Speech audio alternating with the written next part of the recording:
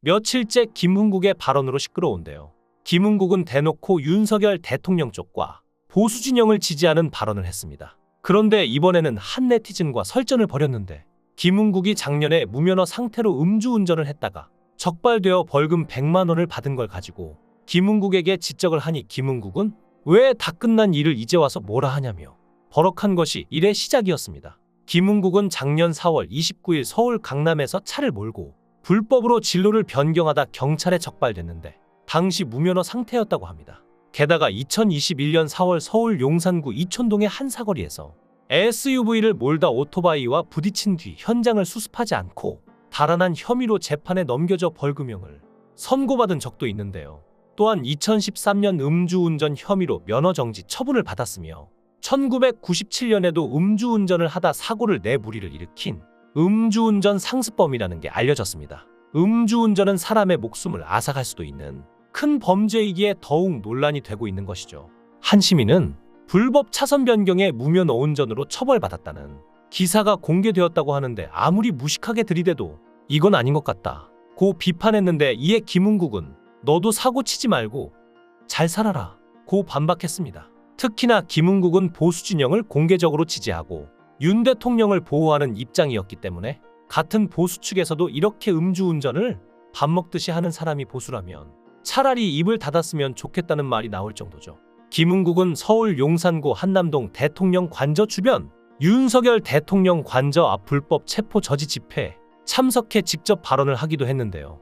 그는 무대 위에 올라 추운데도 윤 대통령을 위해 보수분들이 모였는데 한 번도 못 나와서 죄송하다 며 전국 전세계 해병대 출신 선후배 여러분 전부 한남동으로 들이대라 라고 외쳤습니다. 당시 김흥국은 이승만 대통령도 잘했고 박정희 대통령도 잘했고 전두환 대통령도 잘했지만 윤석열 대통령이 제일 잘하고 있다 며 윤 대통령을 추켜 세우는 발언도 했죠. 김흥국이 우파가 된 결정적인 이유는 바로 정몽준 회장으로 시작된 것인데요.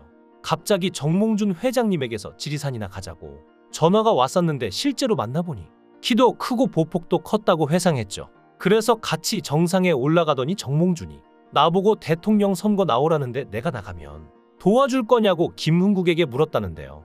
그래서 국민통합 21을 만든 것이고 정몽준이 김흥국을 최측근 참모, 특보로 임명해 그때부터 우파 가수가 된 것이었죠. 이처럼 정치권에 거친 설전이 벌어지던 가운데 몇몇 대형 온라인 커뮤니티에서 가수 나훈아의 2005년 콘서트 중 발언을 담은 게시물이 재조명되기 시작하며 또 다시 불타올랐는데요. 그가 19년 전 광복 60주년 기념 콘서트에서 광복절에 대해 쓸데없는 기념일이라고 한 대목을 캡처해 올린 것이죠. 십수년 전 나훈아의 발언에 대한 주목도를 높인 배경에는 지금처럼 대통령 탄핵, 나훈아 은퇴 콘서트에서의 추가 발언 등 관련 뉴스가 워낙 많았기 때문으로 추정할 수 있습니다. 나훈아는 당시 콘서트에서 오늘 광복 60주년 기념이라 하지만은 쓸데없는 기념일이다. 광복 같은 것은 없는 편이 좋았다는 발언을 했는데요. 다시 말씀드려서 광복하지도 않아도 되는 다른 나라가 와서 우리나라를 지배하는 그런 일이 애당초 없었어야 된다는 이야기라고 했죠. 이는 타국의 침략이 원천 불가능하도록 나라를 부강하게 해야 한다는 취지였습니다. 다만 이 같은 나훈아의 발언은 보수 정부의 안보관과 맞닿아 있다는 점에서 보수 지지층들의 관심도를 높였는데요. 윤석열 정부도 힘에 의한 평화를 기치로 내걸고 있었기 때문입니다. 이에 보수 성향으로 추정되는 네티즌들은 나훈아를 진정한 애국가수, 호국가수, 가황 등 열렬히 치켜세우기 시작했죠. 하지만 이들은 나훈아를 치켜세우면서도 동시대 최고의 가수로 꼽히는 조용필은 깎아내렸는데요. 공연 등 가수의 영역과는 전혀 관계가 없는 이념 논쟁의 연장선상에서 조용필을 소환한 것이죠. 조용필이 노무현 정부 시절이던 2005년 평양에서 단독 콘서트를 열었던 것과 문재인 정부 시절이던 2018년 남북 정상회담 만찬에서 김정은 북한 국무위원장에게 90도 인사를 한 것 등을 문제 삼은 건데요. 하지만 조용필 측 관계자는 조용필이 평소 하던 대로 인사를 한 것이라며 길에서 팬들을 만나더라도 똑같이 대하기에 평소와 다름없이 상대방에 대한 예의를 갖췄을 뿐이라 문제될 것이라고 전혀 생각하지 못했다며 해명을 하는 일도 있었습니다. 특히 나훈아가 2018년 방북 공연에 북한의 김씨 일가 왕조를 향한 적개심으로 불참했었던 게 비교 대상이 됐는데요. 보수 네티즌들은 나훈아를 두고 김정은에게 폴더 인사한 조용필과 대비된다. 가왕과 가왕의 차이. 라는 댓글과 함께 원색적인 비난을 하는 경우도 있었습니다. 반면 진보 성향 네티즌들은 나훈아를 겨냥해 요즘 들어 극우 성향을 드러낸다. 극우가 인정하는 연예인 등 불편한 심기를 드러내는 걸 숨기지 않았죠. 하지만 최근 나훈아가 콘서트에서 좌우 상관없이 비판을 하면서 이런 얘기가 쏙 들어갔는데요. 공연마다 화끈한 멘트로 화제를 불러 모았던 그였지만 나훈아는 이번엔 왼쪽이 오른쪽을 못한다고 생엑스엑스를 하더라. 그러는 지들은 뭐 잘하나? 라며 윤석열 대통령의 계엄령 선포 이후 시국과 관련한 개인 의견을 언급한 것이죠. 나훈아는 이번엔 확실히 얘기하겠다. 오른쪽이 어대고 왼쪽이 어대고 니는 잘했나? 라며 형제는 어떤 이유가 있든 싸우면 안 된다고 하셨다. 느그하고 있는 꼬라지가 정말 국가, 국민을 위한 짓거리인지 묻고 싶다. 라고 목소리를 높였습니다. 이어 국회에서 탄핵하든 뭐든 다 좋은데 반은 국방과 경제를 얘기해야 한다. 라며 지금 우리 머리 위에 폭탄이 떨어져도 이상할 게 하나도 없는 나라가 대한민국인데 텔레비전에서 군인들이 계속 잡혀 들어가고 어떤 군인은 울더라. 중요한 것은 언론들이 그걸 생중계하고 있다는 거다. 저런 건 생방송에 비추면 안 된다. 누가 좋아하겠냐? 북쪽 김정은이 얼마나 좋아하겠냐? 라고 말한 것이죠. 사실 나훈아는 자신의 소신을 가지고 늘 그걸 지키며 살아왔는데요.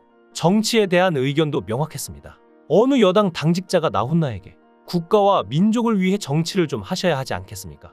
라고 묻자 나훈아는 마이클 잭슨이 저보다 춤을 더 잘 춘다고 생각하십니까? 아니죠. 그럼 내가 정치를 해야 하나요? 노래를 해야 하나요? 라며 정치와는 거리를 두겠다는 의사를 확실히 보여줬는데요. 일본에서 열린 콘서트에서는 독도는 우리 땅이라는 구호를 외치며 큰 화제를 모으기도 했습니다. 오사카에서 열린 나훈아 쇼에서 그는 관객들 앞에서 쾌지나 칭칭 나네를 부르며 누가 뭐래도 독도는 우리 땅이라고 외쳤고 일본 우익들의 항의를 받기도 했습니다. 그런데 이 역사적인 기자회견을 이재명이 짜증 섞인 말로 재현하기도 했습니다. 이재명 대표는 당시 더불어민주당 대선 경선 예비 후보 TV 토론회에서 과거부터 제기된 여배우 김부선 씨와 스캔들 의혹에 대해 해명을 요구받았는데 그러자 이 대표는 제가 바지라도 한 번 더 내릴까요? 라며 다소 짜증 섞인 반응을 보여 논란이 됐던 것이죠. 과거 김부선 씨는 이재명 대표와 본인이 부적절한 관계를 맺는 사이였으며 이 대표의 중요 부위에 점이 있다고 폭로했는데요. 그러자 이 대표는 말도 안 되는 소리다. 병원 검사를 통해 증명하겠다. 라며 실제 한 병원에서 극소수의 의료진과 취재진 앞에서 이를 확인하는 절차를 겪기도 했습니다. 그 결과 이 대표에게는 해당 사실이 없는 것으로 밝혀졌고 스캔들 사건 역시 의혹으로 끝이 났는데요. 하지만 정세균 후보가 다시 한번 해당 사건을 끄집어내자 이 대표는 과거 가수 나훈아의 기자회견 발언을 이용한 것이죠. 이에 대해 나훈아는 이재명 대표가 본인의 발언을 인용한 것이 불쾌했는지 이후 대구의 한 콘서트장에서 아니 내가 바지를 뭐 어쨌다고 그러나? 가만히 있는 사람 바지를 가지고 라며 내 바지가 본인 바지보다 훨씬 비쌀 텐데 라며 이 대표를 저격하는 말을 하기도 했습니다. 현재 정치적인 이슈가 커지고 있는 가운데 조금만 더 냉정히 이 사태를 바라보고 적법하게 처리하는 것이 중요한 때가 아닌가 싶습니다. 앞으로 어떻게 될지 귀추가 주목됩니다. 여러분들은 어떻게 생각하시나요? 여러분들의 의견을 댓글로 남겨주세요. 시청해주셔서 감사합니다. 강산TV였습니다.